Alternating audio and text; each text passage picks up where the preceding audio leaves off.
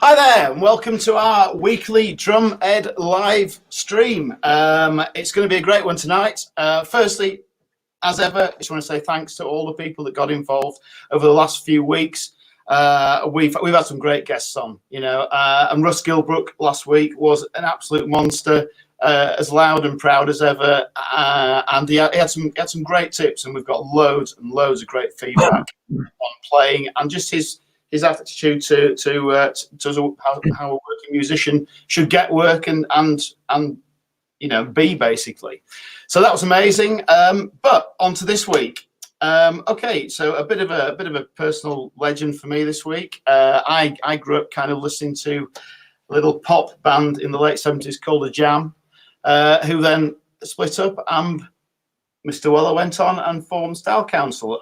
He got a then very young drummer involved, who has gone on to make just a huge name for himself with the Style Council, obviously, and then on with Paul Weller. I think through the early 90s and mid 90s, I think I saw him about 8 times, and every time just a great performance. And since then, carried on being a great ambassador for drumming, playing with his own outfits and teaching and doing loads of stuff. So I am very, very pleased to bring to our Drum Ed live stream Mr. Steve White, who should pop up somewhere. There he is. Good evening. Good evening. Hi, Steve. How are you?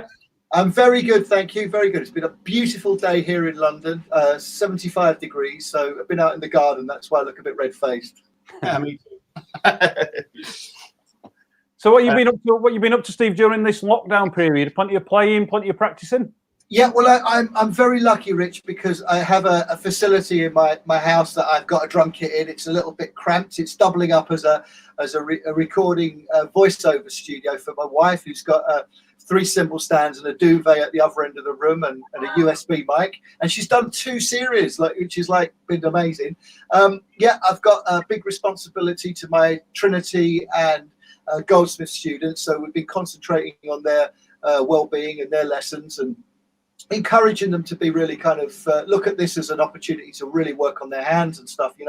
You've got this, never going to have this time back again. So been doing that, and then hopefully when things start to settle down, with Chris Haig and Joel White, my colleagues from Sheffield in Haig and White, we're going to be doing some music for a TV series that hopefully will be able to be filmed in September. So plenty going on. The book came out just before the lockdown, so it's not managed to get that out into the shops, but it's available to order online, and that was a real great thing to see the book come to fruition. Yeah, I mean, one thing I have to say, watching the series did on the great drummers, was it last year? I'm not losing track. Yes, 2019 Sky Arts. Yeah. I mean, that for me was just fantastic. You must have had a ball doing that with all those guys involved. It was wonderful. It was an amazing experience. It was something that I never thought I would get the opportunity to do, to stretch out. And we started off with a list of 220 drummers that we wanted to feature and interview. And we got down to, I think it was 34. And we kind of thought, well, if we get 20 to agree, and Chris Wilson, the producer, called me, we started to talk to people on the Wednesday, and then by Friday he said 34 people have replied and are doing it. So it was Steve Gadd and Steve Smith and Chad and Hal Blaine, and it was just incredible. Mike Portnoy did something, and Thomas Lang. I mean, we tried to get a real diversity, and we only had 4 television hours to tell the story of drumming, so we knew that we were going to have to leave a lot out, but we just tried our best with what we had. Well, that was the great thing for me. It was, as you said there, the diversity in the playing, and God, if only you could have had another 4, 8, 12 hours to continue doing it. I know. It was a wonderful thing. Phil Edgar Jones and Barbara Lee at Sky kind of went out on a limb to do something about drummers, but I think they were unbelievably shocked at the reaction. I mean, we won the best documentary at the Venice Television Awards, and we won an RTS award, which I have to be, honest. I mean, in terms of television, it's like winning a Brit, or an Emmy. And I really, really didn't know. We were invited to go along, and my wife was going, "Do you know?" Because she's an actor. "Do you know how big this thing is?" And I'm like, "Yeah, it's great. It says let's nip through to the free bar." She's like, "No, you've got to go and do your pictures in case you win." And I'm like, "Come on, Sal, this ain't gonna happen, is it?" So we skipped the thing where you've got your pictures done and went straight in and had a couple of drinks, and it was like, "Yeah, this is brilliant."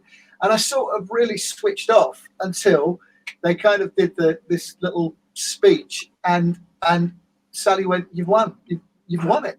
And I'd had about a bottle and a half of white at that point. It was like, I really, really did not think we would. I was only there for a Jolly Boys night out. It was unbelievable. So all my actor friends in the industry are like, "You won an RTS." I'm like, "Oh God," And when I got interviewed by Dermot O'Leary, came over, and he said, "So you've just won the RTS. So what was the category?" And Phil Edgar Jones went, "Best documentary." And I didn't even know what category we were entered into. So but it was great. That's brilliant. Any plans for any more? Is there any chance? It's difficult because the main problem, Mike, is copyright, and that's why all my American friends and people around the world, you've not been able to see it, because we featured music from the Who, we featured music from the Beatles, we featured music from Led Zeppelin. Right. The minute you start to try to use music by those bands, you are outside what's called the blanket performers agreement, which means that we can watch it in the UK and play the Beatles X amount of money. When it starts going out of this country, suddenly American lawyers with 20 different partners start phoning you up and saying, "It's going to cost you this, and it's going to cost you this." And it made it unbelievably prohibitive to put it onto, because Netflix were really interested in it, but when they did the costings of what it would be to get the whole thing out there, it just wasn't going to happen. So unless something is rearranged and there's another agreement, I think it will remain a 4-parter standalone, basically. It's so sad, isn't it? The things like yet again, business gets in the way of getting the arts out there, I know. which gets such a hard time anyway. But anyway, we could go and talk about that for forever. So Steve, onto some, to pick your obviously vast experience as a player and as a teacher and things.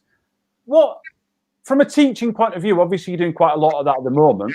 Yeah. With some really high level students. What is it that you see that is a bit of a flaw, a bit of an issue in most of the drummers that you see? And to any drummers that are out there that are starting off, what would you say is the starting point, the thing that most people are missing when they get into this instrument? It's the attendance to the basics, and I know why this. I kind of have a theory about it. When I'm talking and having it to spend time with some amazing drummers myself, and studying the work of some truly great teachers as well. When you take, for example, an exercise like the Stone Killer, which is a very famous Joe Morello exercise, which is about hand development, individual hand development, and it's very simple. All you're required to do is to play 4 strokes in each hand. Then 8.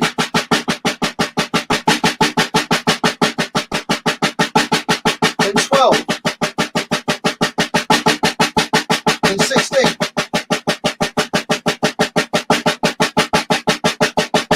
Which is pretty simple, but when you explain that each of those groupings needs to be played 50 times, it initiates a look of shock.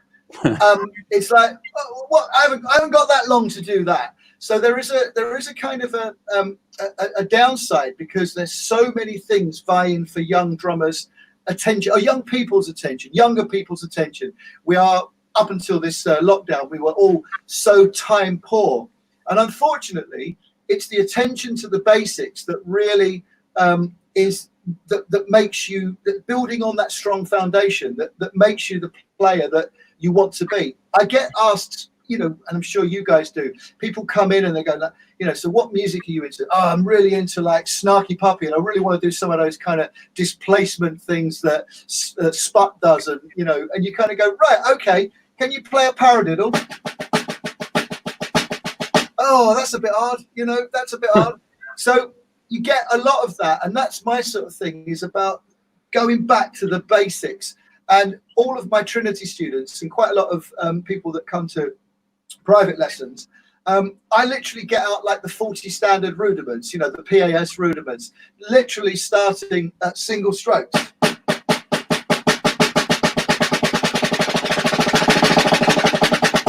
looking at the whole thing about execution, about how you go from slow to fast and then back to slow again, and finishing up in a relaxed playing position, as if you were being examined. And I know that sounds a bit sort of formal, but it really, really does benefit a young player's technique and hands to go through all of these little techniques. And some of them are a bit obscure, double Rudiments and things like that. But you know, if you can learn to put that time into the basics, it's only like a building that has been standing for 400 years. You know that all of those foundations were put in to last. And that's the thing that I sometimes see and feel is that's missing, because there's so many demands, there's so many platforms, Instagram and TikTok, and drummers kind of wailing away, that have just distracted a little bit of attention from a regard to the basics. I mean, when I used to practice as a younger player, I would think of nothing more, you know, doing 4 hours on a practice pad, largely because I didn't have a lot else to do. If it was raining and there's nothing on the telly, you just got the pad out, and if you were enthusiastic about it, then you would just kind of do it. But obviously now there's so many things, there's so many levels to attract our attention, that the idea of playing an exercise 50 times is almost like, I haven't got time to do that. I just want to be really good. I agree completely. I think it's a big flaw in a lot of drummers trying to play something once slowly, and then instantly trying to play it at 200 beats a minute and wondering why we can't do it. Or dissecting it, you know, taking apart what the problem is instead of just repeatedly playing it wrong. Let's find out where the problem is. Is it because you can't play a double stroke, or is it that your singles are not fast enough, or something like that, rather than just trying to play it? Yeah. No. So yeah, I think that's great. And is that a common thing you see with even advanced students? Because obviously a lot of your students will be quite advanced. Yeah. Okay. Is that the same thing when an advanced player comes through to you? It's not really. It's they tend to have a different focus. They tend to be working at a pretty high level already, and a lot of the Trinity students have a real defined vision about what they want to do to succeed and where they want to be. They want to work. That's the thing. It's about working, and they have a quite phenomenal work ethic, and so I'm very lucky to be teaching those kind of players, because they push me. They make me have to work really, really, really hard and keep my hands sort of really, really in good shape. So obviously, if you're after a place at a London conservatoire where there are only 5 places a year, you've got to be good to be making that audition. So yeah, it's a different thing, and what I'm very proud of is that I can look at studios like students like Matt Arnold or Becky Brass that are all graduates that I've seen come into the music business from Trinity, and the main thing up until quite recently, they're all working, and that's the most important thing. Absolutely. Yeah. I mean, it's everyone's end goal, isn't it, to be out there and actually doing something. Yeah. But going back to the point you made before, it's just attention span, isn't it? At the moment, it's attention span. Yeah. So everything. For everything, whenever they go and look at anything, and we've been talking about this with the Drumhead website and everything else, is that you know, you've got to capture people's imagination so quickly to have a chance of even keeping hold of them. And people split in between, and especially now, there are so many YouTube videos now of so many drummers doing different things. You can just flip between things and never really pick up anything. No, and I've been sort of advised, because obviously I've got a YouTube channel and I've got things going on, and the advice that I get sometimes is that you've got to keep it to 15 seconds, and you've got to keep it, you know, it's like, you know, maybe so, but that's only one person's opinion. I mean, you know, I still think it's the drummers or musicians that actually come up with their own way of doing it. You know, that are the ones that kind of get the cream. They're the ones that people start to listen to. You know, everybody sort of with the same fills and the same 15 sort of second licks that are super duper sort of fast. It's like, you just got to realize there's 1,000 drummers doing it. And then when somebody comes along and plays on a track and maybe just kind of goes,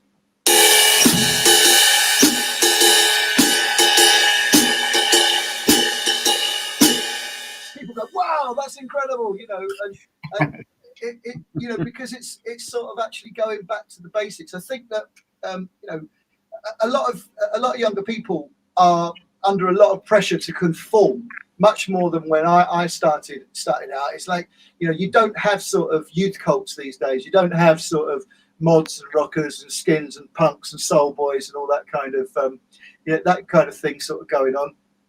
Everyone looks the same. They all shop at the same place online, you know, and that's not their fault. That's a world we've created. But as with anything creative, it's the mavericks that actually tend to get noticed. You know, I don't know if you've seen, there's a drummer called JD Beck who's on, very young, I'm assuming, is, you know, but he goes on and he plays with the keyboard player and on Instagram, and he's really got it down. It's fantastic. So be original. It's about having your voice. You know, it's a voice that really kind of you know, in music is the most important thing. Is having a voice, a recognizable style and a recognizable sound on the instrument. Yeah, I mean that's, you know, if you look back through all my favorite drummers, which a lot of them are, you know, are everyone else's, you know, people like John Bonham and stuff like Ian Pace, and because I came from the sort of rock and then punk background, and it's just it's those drummers that they can play anything, and you'll know who they are, you know, and what they sound like, and having that sound, and that is so difficult to do, isn't it? I know, and you know, I haven't, you know, and it's just kind of, it's how you get that, you know, and. It's like with my son as well. He's at college, you know, learning drums now. But there is all this pressure just to play so bloody fast all the time. Well, Rich is actually teaching my son, because I can't teach him. But it's just this thing of, you know, we've got to do everything so fast, so quickly. We can't take time. I mean, the other day I had him in the studio and I made him play something like, you know, 40 BPM, because Rich had been working on something with him, and I played along on the bass. And you could see him, the pain in playing so slowly. Holding it. Yeah, I know. But see, you know, I think the thing is that when I first started out, and I got to speak to some of my heroes about this, people like Ian Pace, and that at that point, because there was so little to entertain you, there was, you know, a lack of sort of TV to watch music, or radio stations that were playing music. If you were enthusiastic about something like drums and you got the bug, the only thing that you could do was practice. That's all you could do. And Ian put it absolutely brilliantly. He said that we took little bits of like a little glimpse of what we could get from the Americans, or watching Phil Seaman or Bobby Orr or the Parkinson Show, or something that might get shown on BBC Two or Radio 3.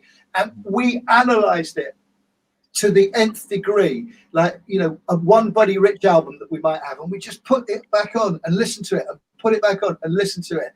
And he said, and that his description, I'm paraphrasing him, was that that kind of thing of not having much to work on, but endless enthusiasm, and gave us this country, Ringo Starr, Mitch Mitchell, Mooney, Bonham, Ginger, Kenny Jones, Cozy Powell, Pacey, Bobby Elliott, you know, Bobby Graham, all of these people turned up at the same time.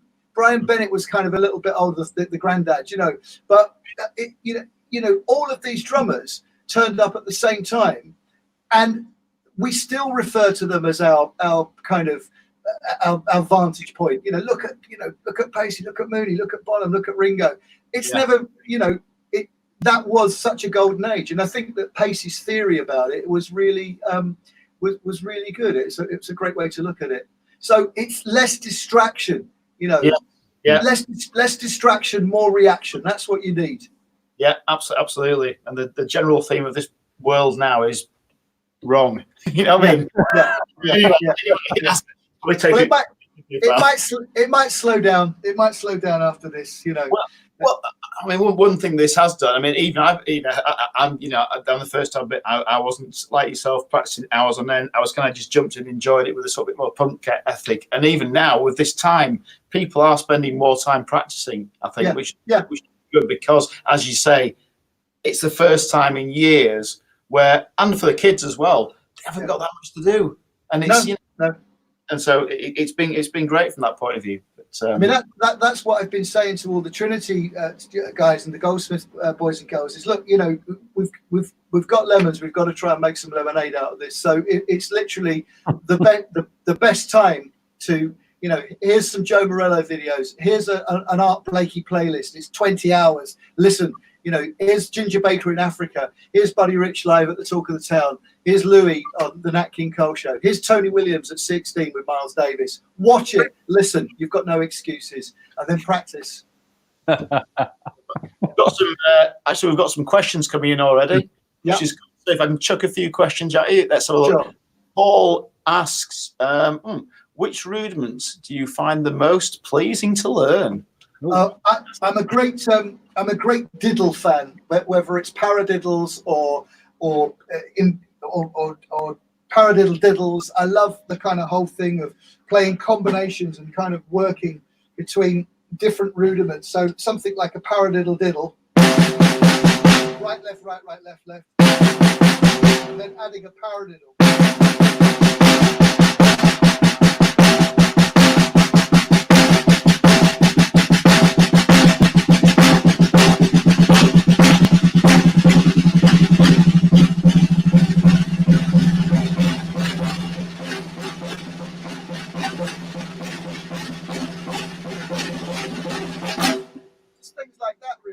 Kind of working them up and just trying to find ways to place them around the kit. I mean, there's like literally 10 different ways that you can place a paradiddle diddle around the kit, and that's kind of partly the thing that I had as a younger drummer was this this inquisitiveness, and I encourage all my students to be inquisitive. You can take the one rudiment and literally playing the first stroke on a tom.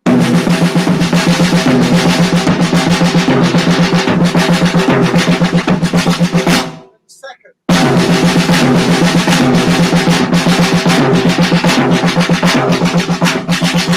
And the last, the 3 and 4. And the last two. The first and the last. Right hand lead.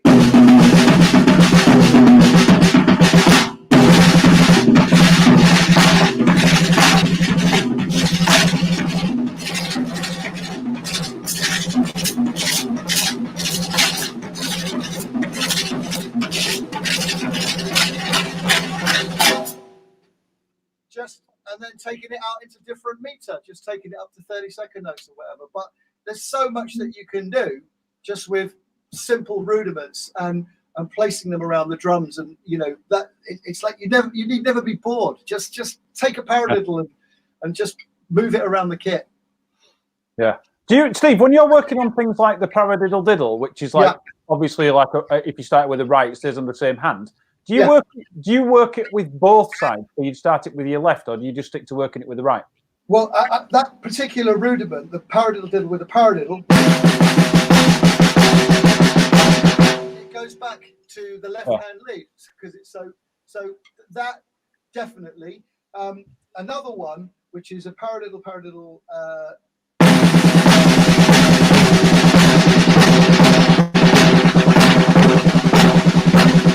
It's two paradiddle diddles and a paradiddle, and I've got a New Orleans kind of bass drum sort of feel underneath it, and it goes with the pulse of the fills.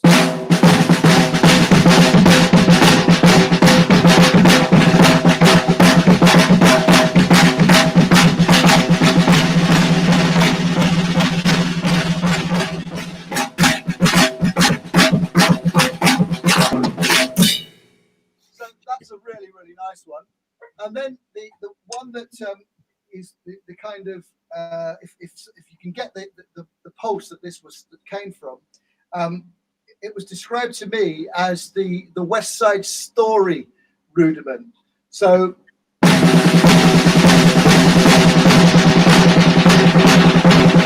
it's two paradiddle diddles and three paradiddles. So it goes on, switches around.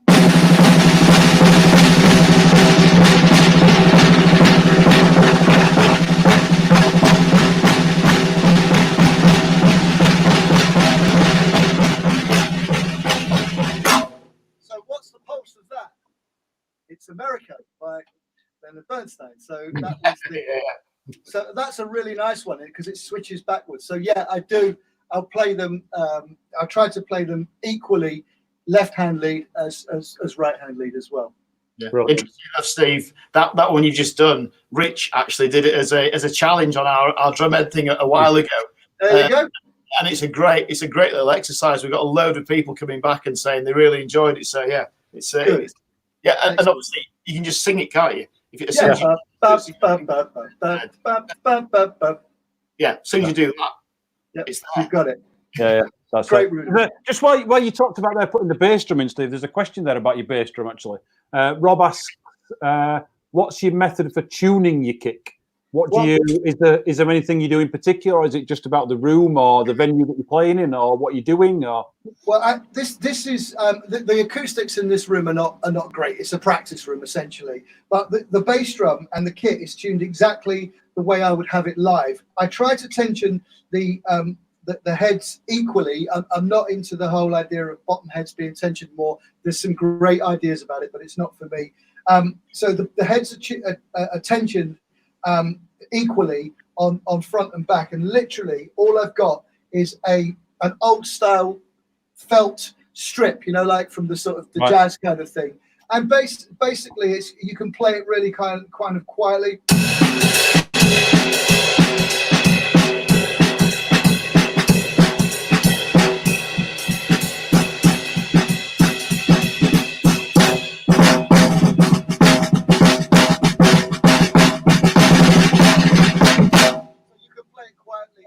Still got that kind of.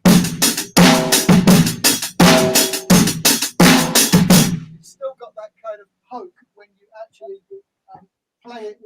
Just knock the camera over. When you play it with a little bit of welly, and I think that we all got very consumed with the idea in the 70s and 80s that the minute that a sound engineer looked at a bass drum, he had to get a duvet out and put it inside of it.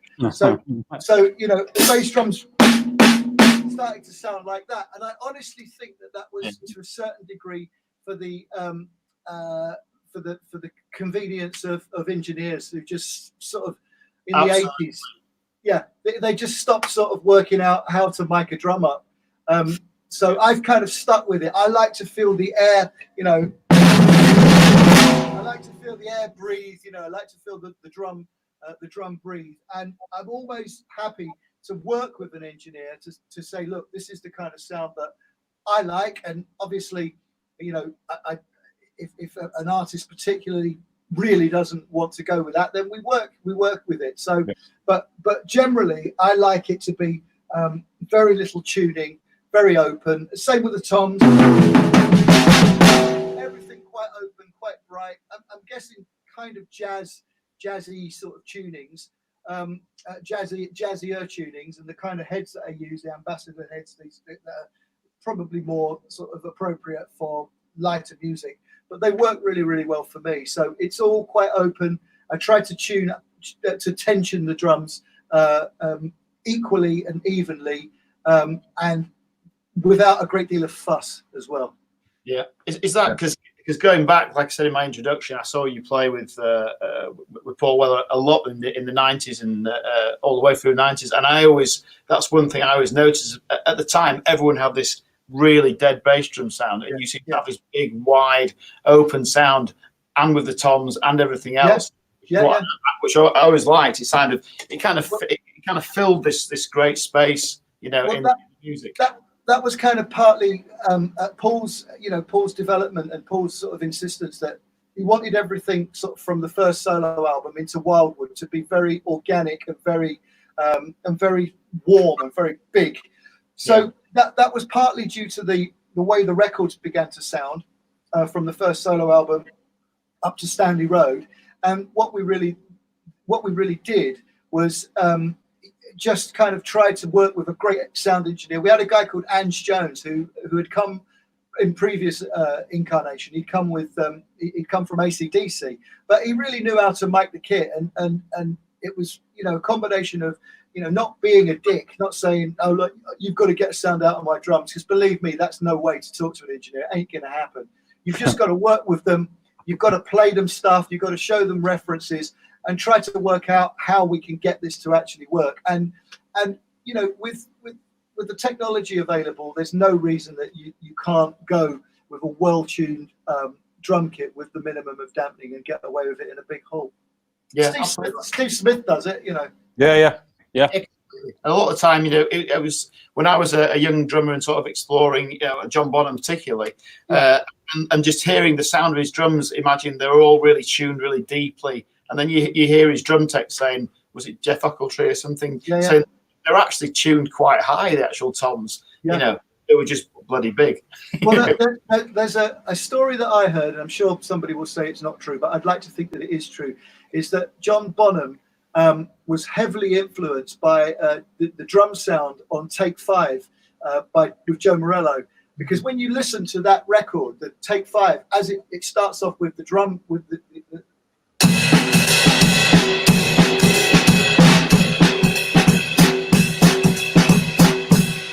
bass drum is so up in the mix for a jazz track, and it sounds so warm.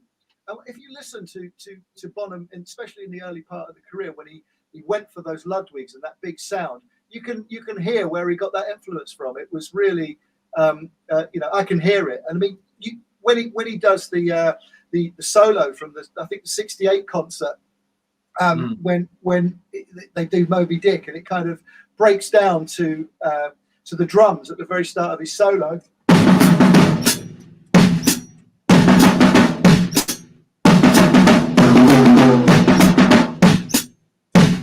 Which is the drum also waltzes by Max Roach. Yeah. So he quotes Max Roach at the start of that sort of epic drum solo by keeping 3/4 in the feet and playing the toms, and then he goes nuts. But what a player! It's a funny thing because I share my birthday with John Henry Bonham.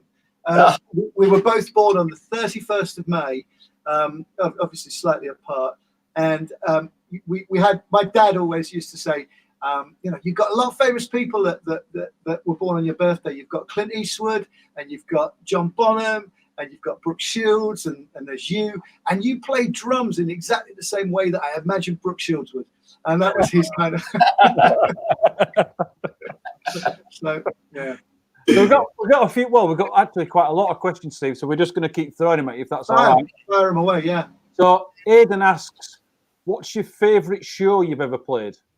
Oh, with the thing is, with the Style Council for the first 3 years, we had a ball. I was incredibly lucky to be in a band, from '83 to '86 with a run of records that not only sold really well, but were really kind of well received by the fans. So it's really hard to pick one show out, but that phase was absolutely amazing.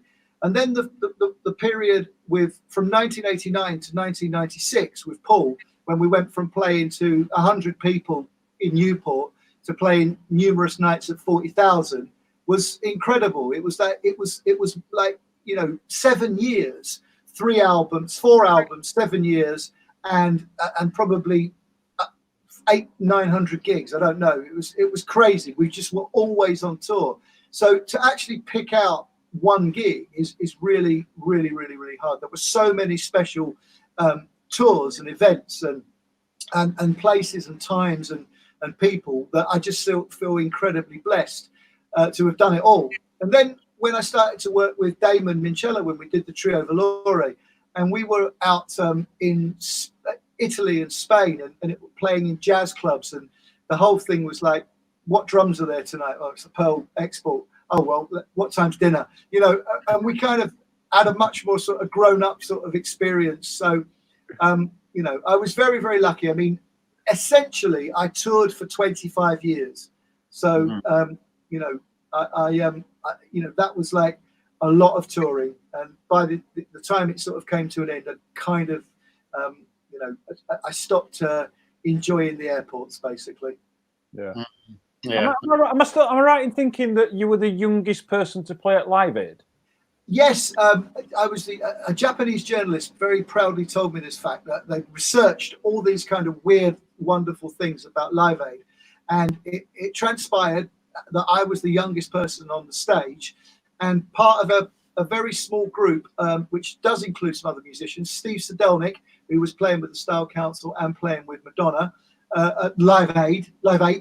I sat in and did a couple of tunes with The Who. And then there was obviously Pete Townsend and Roger Daltrey, who did both concerts. And then U2. So the U2 guys and The Who and me and Steve are this little elite group that did both concerts. So you just kind of passed over that, Steve. Like, yeah, I did a couple of numbers with The Who. Like, Yeah.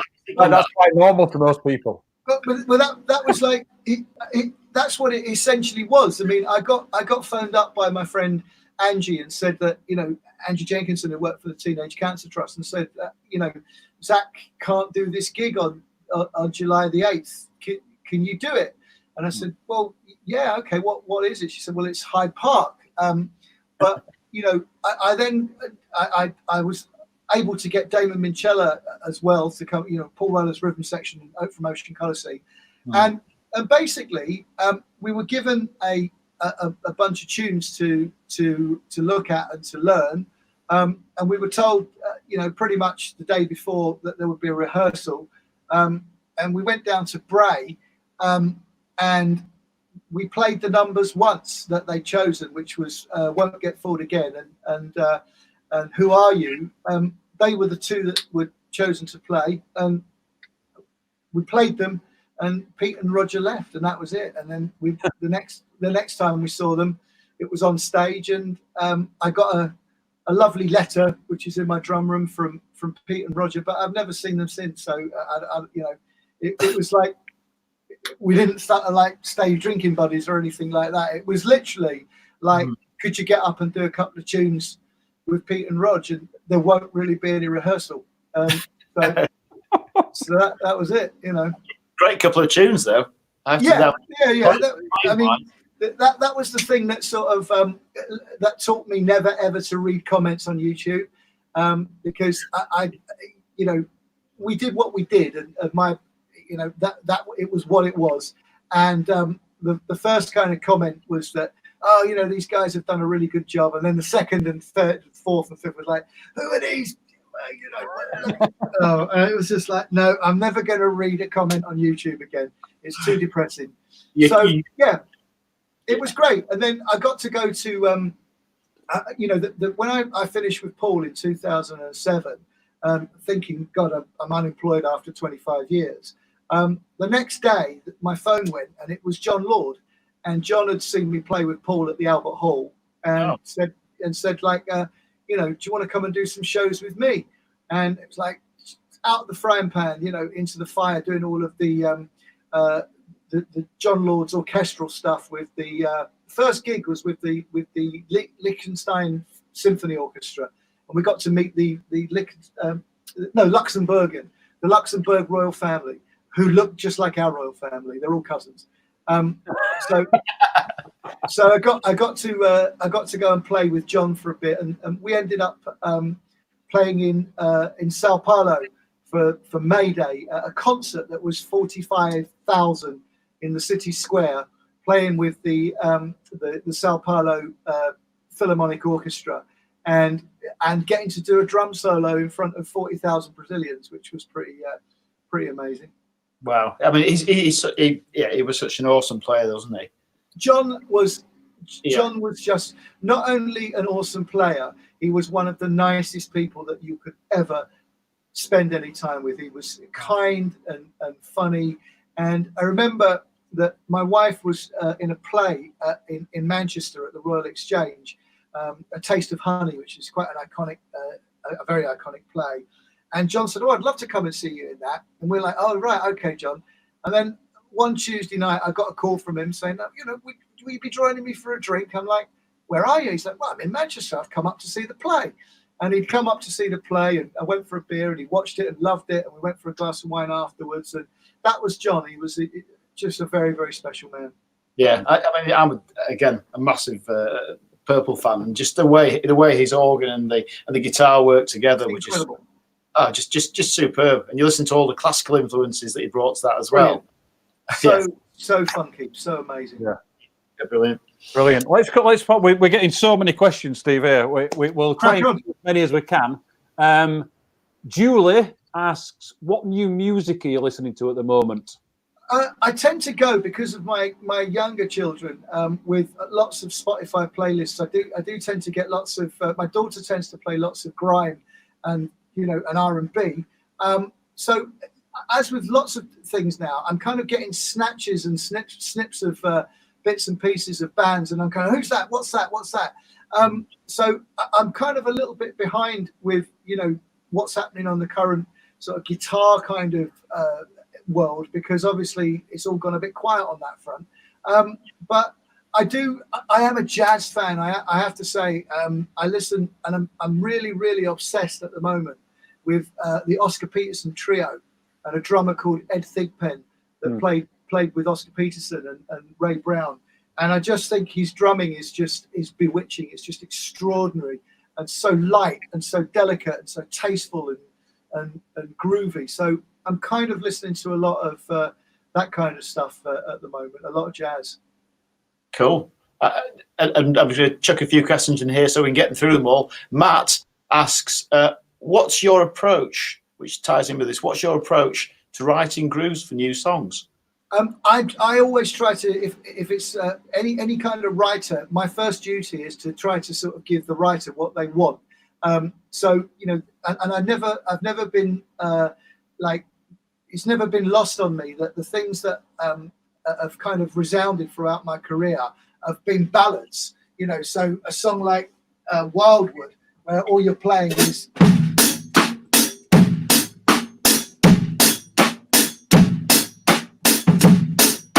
or Broken Stone.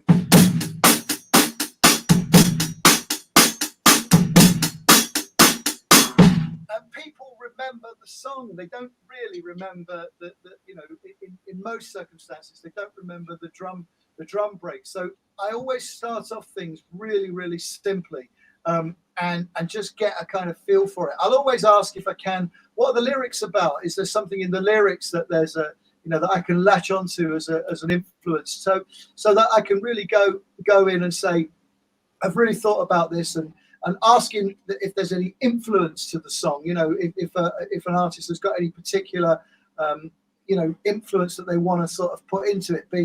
I did a song with Paul called All the Pictures on the Wall, and the groove is a kind of I think it's sort of got a New Orleans influence.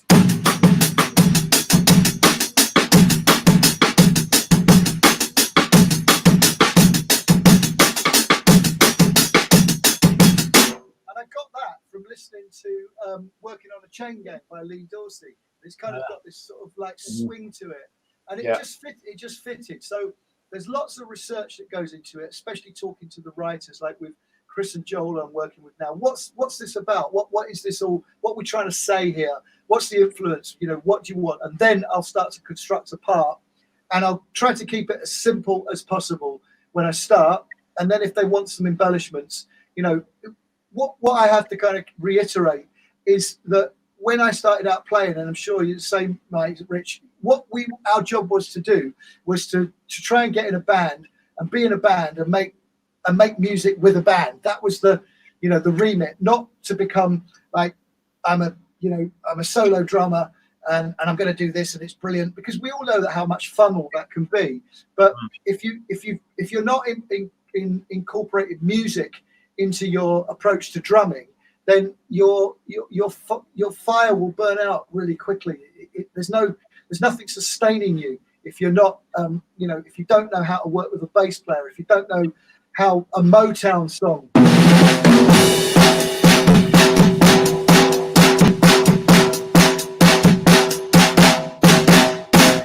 you don't know what that means, and you're losing a massive. The biggest part of what it means to be a drummer is wasted on you if you don't understand what your role is in terms of serving the music. Yeah, it's something. We've through Drumhead and through myself and Mike, we've talked to and we know loads and loads of world-class drummers. But the one thing that, exactly like you just said there, is that everybody is a musician first before a drummer. Yeah, totally. And the music, the drummer is the guy that plays his latest lick over everything. Yeah. The musician's the guy that doesn't play anything because he's decided he doesn't need to play anything there. No, I mean, there's a song which I kind of use as example sometimes when people say, "What's your one of your favorite pop songs? What would that be?" And I say, "First Time I Ever Saw Your Face" by Roberta Flack, with Grady Tate playing drums, and it's literally.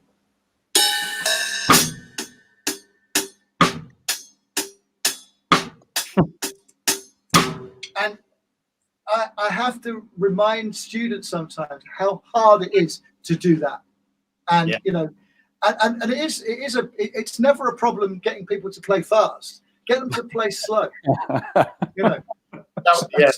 A nice 12/8 blues. Just hold it there and don't sort of don't speed it up. That's an art in itself. Yeah, I know. Before I was in Embrace, I was in quite a sort of like Chili Pepper-esque funky band, and it was quite complicated stuff.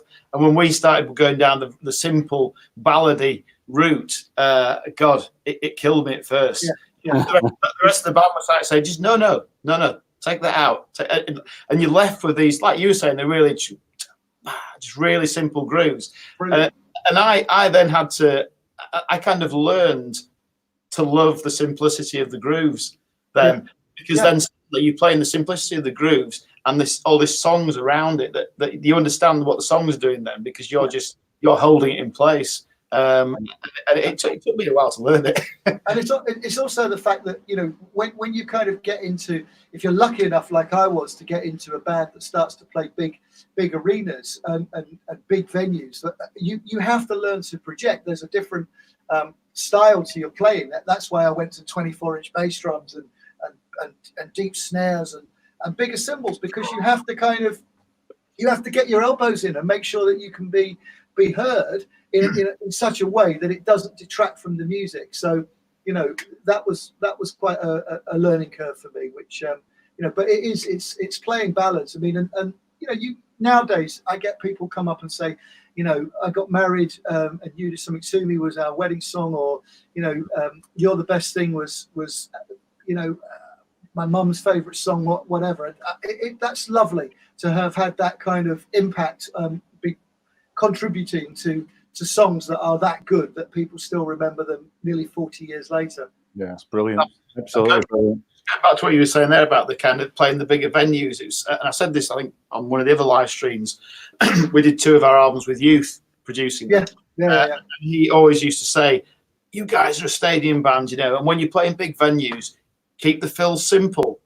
Totally. They're emotional. That's going to convey emotion to people who aren't drummers. They're going to feel that, rather than some mega fast thing around the kit, which I couldn't do anyway. But just doing the big simple things. And when you start doing it, and you're like, yeah, this is great. Bang, bang. Yeah. It is great. It's great to do. I got to do a big arena tour with Oasis a way back, and that was fantastic with the Black Crows and getting to play all those kind of tunes in big venues where you're really like kind of laying into Don't Look Back in Anger and things like that. It was, I do miss that. Maybe one day I'll go back out and do a big tour with someone. Never say never. Never say never. No. So we're going to be wrapping up shortly, chaps. But I've got another question, which I'm reluctant to ask you, Steve, because I'm not sure we've got enough time to go through this one. But I'm going to ask you anyway. Yeah. What's your favourite vintage snare drum? Oh, I know you like the snare drum, so I'm reluctant to ask you it. Yeah, well, this is a 50s Radio King, which I've got here.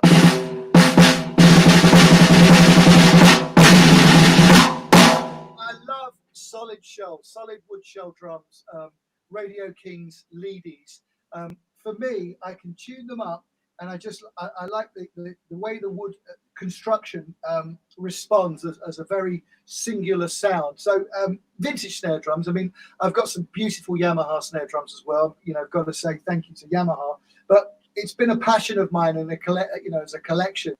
But I have to say, between Leedy and Slingerland, the Slingerland Radio Kings, they're absolutely my favorites. But if you can take away that black cloth, what you would see behind there are some ridiculously cool drums, and sometimes I use a Woodshell Dynasonic snare drum, which there were very few of them made, and I have one that was that has provenance, that it was made for either Buddy Rich or Louis Belson, because it doesn't have a dampener fitted, and all of the Dynas had dampeners fitted, except for the double lacquer and no dampener white marine pearl, which was made for either Buddy or Louis. Not saying it was played by them, but it was made for them. So that's a pretty cool drum.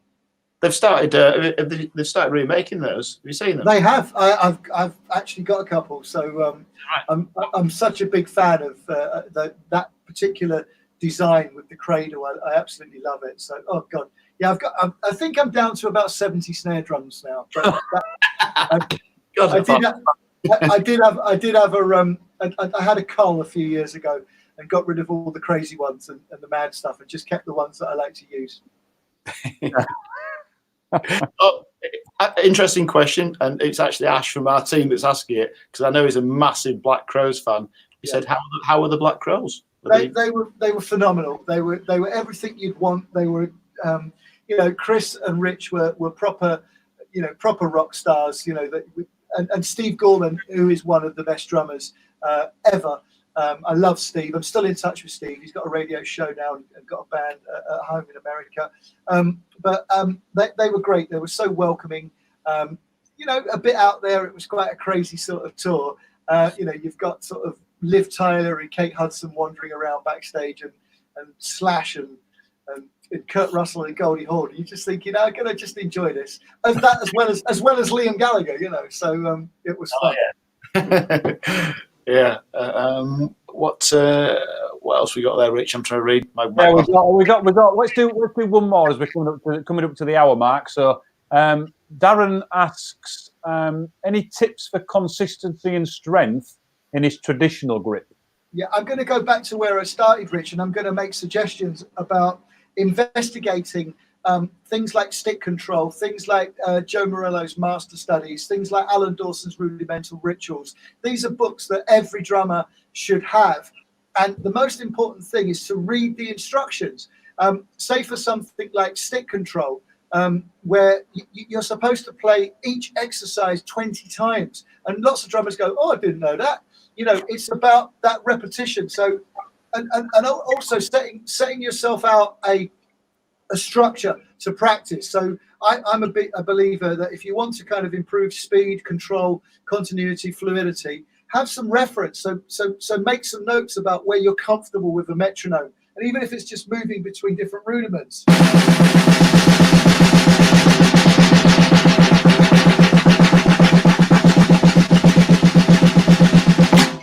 To make sure that the only thing that you can hear is the timbre of the change of the technique actually changing, so you can hear the different stick-ins, but it's not lagging. The